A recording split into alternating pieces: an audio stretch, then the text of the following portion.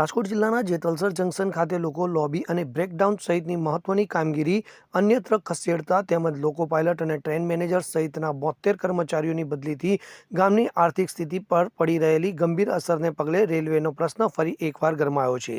અગાઉ કેન્દ્રીય મંત્રી મનસુખ માંડવિયાની આગેવાનીમાં પ્રતિનિધિ મંડળે દિલ્હી ખાતે રેલવે મંત્રીને મળીને આશ્વાસન મેળવ્યા બાદ આંદોલન સ્થગિત કરાયું હતું, પરંતુ લાંબા સમય સુધી કાયમી ઉકેલ ન આવતા હવે રેલવે બચાવ સમિતિ અને ગ્રામજનોએ એકત્ર થઈ રેલવે જીએમને આવેદનપત્ર આપી ઉગ્ર રજૂઆત કરી છે। તો આ તકે ઉપસ્થિત ધારાસભ્ય જયેશ રાદડિયાએ જીએમ સમક્ષ સ્ટાફની બદલી રદ કરી તેમને પરત લાવવાની માંગ સાથે ચીમકી ઉચ્ચારી છે કે જો આગામી 10 દિવસમાં આ પ્રશ્નોનો નિકાલ નહીં આવે તો ટ્રેન રોકો સહિતનું ઉગ્ર આંદોલન કરવામાં આવશે।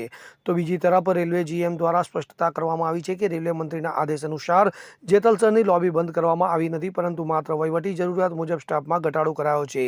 તેમજ બદલી કરાયેલા સ્ટાફ અને ધારાસભ્યની આંદોલનની ચીમકી મામલે વહીવટીતંત્ર રેલવે તથા સ્ટાફના હિતને ધ્યાનમાં રાખીને યોગ્ય સ્તરે વિચારણા કરશે હોવાનું જણાવાયું છે। Bureau report CN24 news.